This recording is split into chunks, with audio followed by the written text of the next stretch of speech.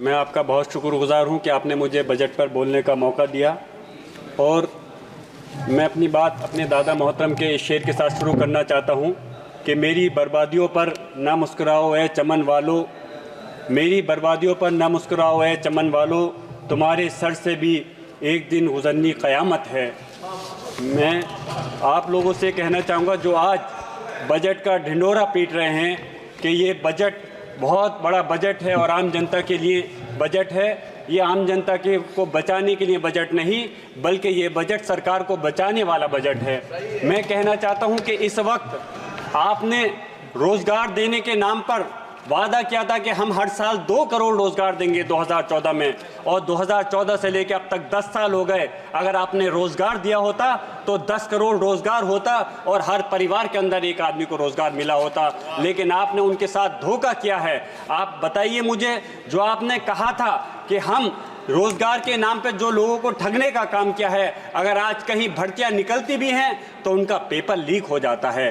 कितने लोग युवा हमारे किस उम्मीद के साथ पढ़ने के बाद पेपर को देते हैं, लेकिन उसके बाद मालूम चलता है कि पेपर लीक हो गया और उनकी उम्मीदें सिर्फ धराशायी हो जाती हैं। आज किसानों के मुद्दे की बात करें, कहा था कि हम उनकी आमदनी को दुगना कर देंगे। आमदनी दुगनी करने की तो दूर की बात है, आपने उनके साथ जो हमारे किसान 1 साल तक एक दिल्ली के बॉर्डर पर तड़पते रहे, हमारे इस देश के प्रधानमंत्री ने उनकी सहायता नहीं की, उनकी सुनवाई नहीं की और 700 से ज़्यादा किसान शहीद हो गए। हमारे पास में किसान समिति के लोग आए थे, उन्होंने मांग की है कि उन सारे परिवार को या तो 1-1 करोड़ मुआवजा मिलना चाहिए या फिर सरकारी नौकरी मिलनी चाहिए। आप उद्योगपतियों के कर्जे तो 16 लाख करोड़ रुपए माफ़ करने के लिए आपके पास पैसा है, लेकिन जो किसान हैं इस देश की रीढ़ की हड्डी हैं, आज आप उन किसानों का पैसा माफ़ नहीं कर रहे। हमें शर्म आती है। मैं पूछना चाहता हूं आप लोगों से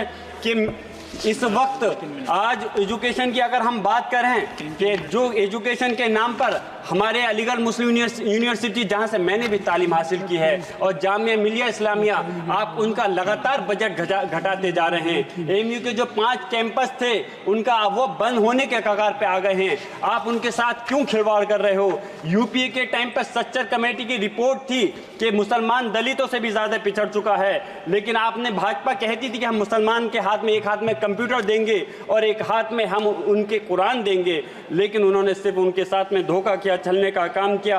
एनडीए ने 2022-23 में अल्पसंख्यक बजट के नाम पर 5020 करोड़ अलॉट किए थे, लेकिन सिर्फ 2612 करोड़ रुपये को ही खर्च कर पाए। इस बजट को 2024-25 में सिर्फ 3123 करोड़ किया गया। मैं पूछना चाहता हूं कि उनके साथ में ऐसी ज्यादती क्यों है? सरकारी आंकड़ों में India survey of higher education में मुसलमानों को छात्रों की भागीदारी में गिरावट आई है। उनके बच्चों का एनरोलमेंट 2020-21 में मात्र 4.6% था। स्किल कॉलेज ऐसा हो गया है जैसे मुसलमानों को जाहिल रखना चाहते हैं। इसके सबसे बड़ी मिसाल एएमयू और जामिया का लगातार घटता बजट है। पीएम जब मुस्लिम मुल्क में जाते हैं तो उनका सम्मान होता है। अरब से पीएम अपने दोस्त उद्योगपतियों के लिए इन्वेस्टमेंट भी ला रहे हैं, अच्छी बात है, लेकिन जब भारत में मुसलमानों की आर्थिक, सामाजिक, तालीम और मुसलमानों की सुरक्षा के सवाल पर यूएन में अमेरिका की अल्पसंख्यक रिपोर्ट हमारे देश पर उंगली उठाती है तो सरकार के लिए शोभा की बात नहीं है। आखिर उसके बाद भी मॉब लिंचिंग, बुलडोजर चलाकर मुसलमानों के मकान गिराकर खुद भाजपा सरकार क्या देना चाहती है? अलीगढ़ मुस्लिम यूनिवर्सिटी के लिए मैं बस अपनी बात को ख़त्म कर रहा हूँ। माननीय अध्यक्ष महोदय, अलीगढ़ में हमारे माननीय अध्यक्ष राष्ट्रीय अखिलेश यादव जी ने एक डेलीगेशन बना करके भेजा था और उसमें मैं गया था जहाँ पे मॉब लिंचिंग हो गई, और उनके अफसोस की बात यह है कि मॉब लिंचिंग होने के बाद कि फिर वहाँ के भारतीय जनता पार्टी के लोग उनके जिन्होंने मॉब लिंचिंग की है उनको बचाने का काम करते हैं। हम बुलडोज़र चला देते हैं।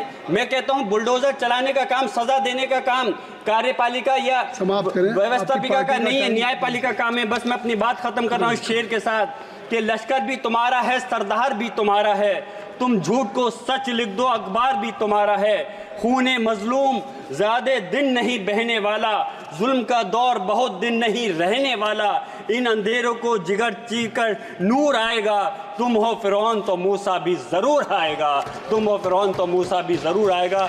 माननीय अध्यक्ष जी, मेरी दरख्वास्त है कि इस मॉब लिंचिंग और बुलडोजर की कार्रवाई को रोकने के लिए सरकार सख्त कदम उठाए और खासतौर से एजुकेशन के मसले पर, हमारे मुसलमानों के लिए एम्प्लॉयमेंट पर, रोजगार पर भी खासतौर से फोकस किया जाए।